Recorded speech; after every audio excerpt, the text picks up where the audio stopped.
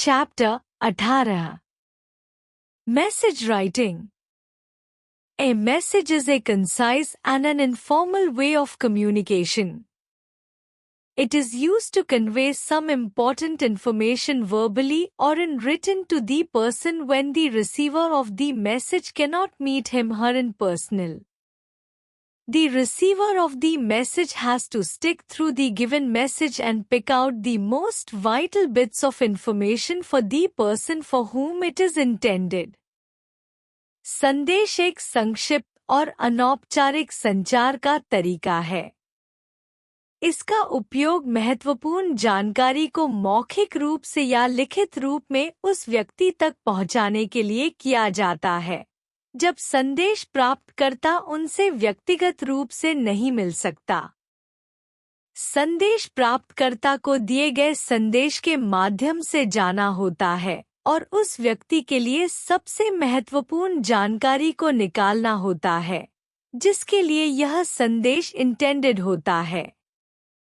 यह पैराग्राफ संदेश लिखने के बारे में बताता है। संदेश संक्षिप्त और अनौपचारिक तरीके से किसी व्यक्ति तक महत्वपूर्ण जानकारी पहुंचाने का एक तरीका है। यह तब उपयोग किया जाता है जब संदेश प्राप्तकर्ता व्यक्ति से मिल नहीं सकता।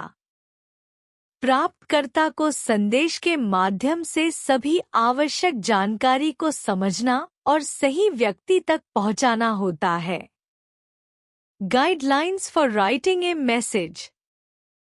1. It should be written inside a box. इसे एक बॉक्स के अंदर लिखा जाना चाहिए। संदेश को व्यवस्थित और ध्यान आकर्षित करने योग्य बनाने के लिए इसे एक बॉक्स के अंदर प्रस्तुत किया जाना चाहिए। 2. Approximate date and time should be written. लगभग तारीख और समय लिखा जाना चाहिए। संदेश में समय और तारीख का उल्लेख आवश्यक है ताकि प्राप्तकर्ता को जानकारी सही संदर्भ में समझने में मदद मिल सके।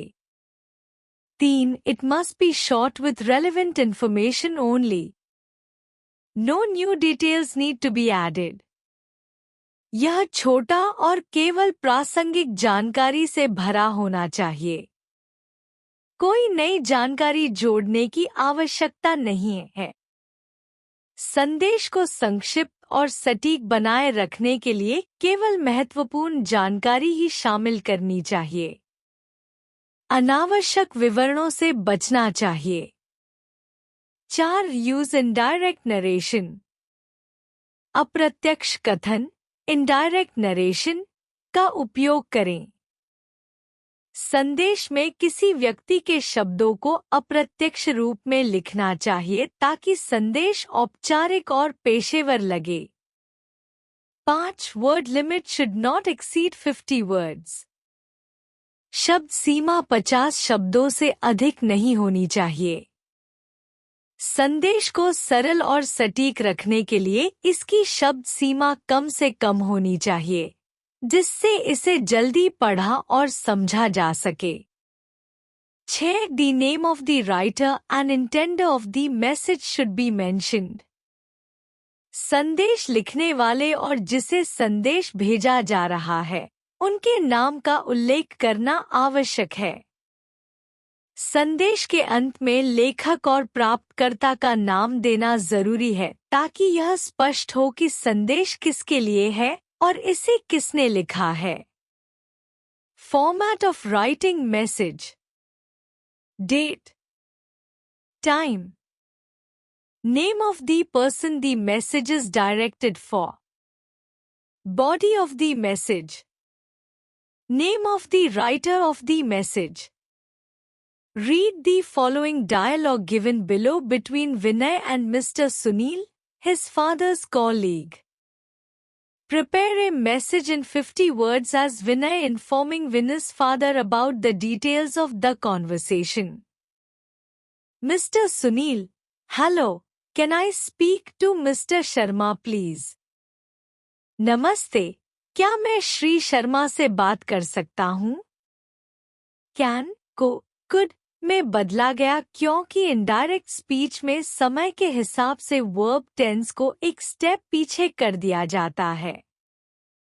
हेलो और प्लीज को समझते हुए विनम्रता का ध्यान रखते हुए आस्क्ड का उपयोग किया गया।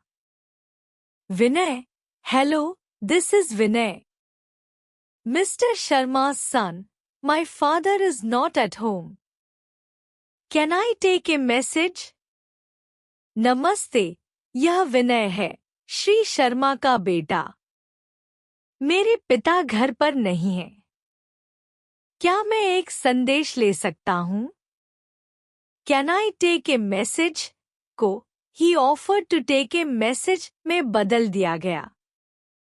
इनडायरेक्ट स्पीच में बयान को अच्छे से व्यक्त करने के लिए इसे एक प्रस्ताव या अनुरोध के रूप में कहा गया है। Mister Sunil, hi Vinay. Can you tell your father that he has to be at the advocate's office at sharp 10 am tomorrow and he should bring the file containing the company's asset details? नमस्ते विनय। क्या तुम अपने पिता से यह कह सकते हो कि उन्हें कल सुबह ठीक 10 बजे वकील के कार्यालय में होना चाहिए और उन्हें कंपनी की संपत्ति की जानकारी वाली फाइल लानी चाहिए? Can you tell को told में बदला गया क्योंकि यह एक रिपोर्टिंग वाक्य है। Has to को had to में बदल दिया गया क्योंकि इनडायरेक्ट स्पीच में टेंस बदलता है। Vinay, I shall tell him the details when he returns. Have a nice day, uncle. मैं उसे विवरण तब बताऊंगा जब वह वापस आएगा। शुभ दिन हो अंकल। I shall tell को he would tell में बदला गया क्योंकि इनडायरेक्ट स्पीच में वर्तमान में चल रहे क्रियाओं को भविष्यकाल में परिवर्तित किया जाता है। Have a nice day को wished में बदल दिया गया और अंकल को संबोधित करते हुए इसे वाक्य में समाहित किया गया। Mister Sunil, thank you. धन्यवाद। थैंक यू को थैंक्ड में बदल दिया गया क्योंकि यह एक रिपोर्टेड वाक्य है और इसे इनडायरेक्ट स्पीच में प्रसारित किया गया है। Vinay, it was a pleasure talking to you. आपसे बात करना खुशी की बात थी। इट वॉज ए प्लेजर को it had been a pleasure में बदल दिया गया क्योंकि इनडायरेक्ट स्पीच में समय के हिसाब से टेंस में परिवर्तन होता है।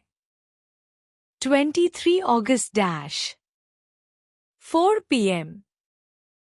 Dad, Mr. Sunil, your colleague, had called to inform that you are supposed to be at the advocate's office at sharp 10 am in the morning tomorrow, i.e., 24th August. आपके सहकर्मी श्री सनिल ने फोन किया था ताकि यह सूचित कर सके कि आपको कल सुबह यानी 24 अगस्त को ठीक 10 बजे वकील के कार्यालय में उपस्थित होना है। Had called का उपयोग किया गया क्योंकि यह एक घटनाक्रम है जो पहले हुआ था और जब इसे इनडायरेक्ट स्पीच में बदला तो had called को रखा गया। You are supposed to को he was supposed to में बदला गया क्योंकि यह वाक्य पहले से है और समय के हिसाब से टेंस में परिवर्तन हुआ। He wants you to carry the file containing the company's asset details with you. वह चाहता है कि आप कंपनी की संपत्ति के विवरण वाली फाइल अपने साथ ले जाएं। He wants को he wanted में बदला गया क्योंकि यह एक अतीत की घटना है। You to carry को his father to carry में बदला गया ताकि यह स्पष्ट किया जा सके कि यह पिता से संबंधित है। I am going to the gym and will be back by 8 p.m. मैं जिम जा रहा हूँ और रात 8 बजे तक वापस आ जाऊंगा। I am going को I was going में बदला गया क्योंकि यह वाक्य पहले हो चुका था और यह घटना वर्तमान समय से अतीत में बदल जाती है। विल बी बैक को वुड बी बैक में बदला गया क्योंकि इनडायरेक्ट स्पीच में भविष्यकाल के वाक्य में परिवर्तन होता है। विनय। निष्कर्ष। इस पाठ का संदेश एक संक्षिप्त और अनौपचारिक संचार का माध्यम है जिसका उपयोग किसी व्यक्ति को आवश्यक जानकारी देने के लिए किया जाता है जब वह व्यक्तिगत रूप से उपलब्ध नहीं होता। संदेश लिखते समय इसे एक बॉक्स में लिखना चाहिए, तारीख और समय का उल्लेख करना चाहिए, केवल प्रासंगिक और संक्षिप्त जानकारी देनी चाहिए, अप्रत्यक्ष रूप का उपयोग करना चाहिए और 50 शब्दों की सीमा के भीतर रहना चाहिए। संदेश में लेखक और जिस व्यक्ति के लिए संदेश है, उनके नाम का उल्लेख करना आवश्यक है।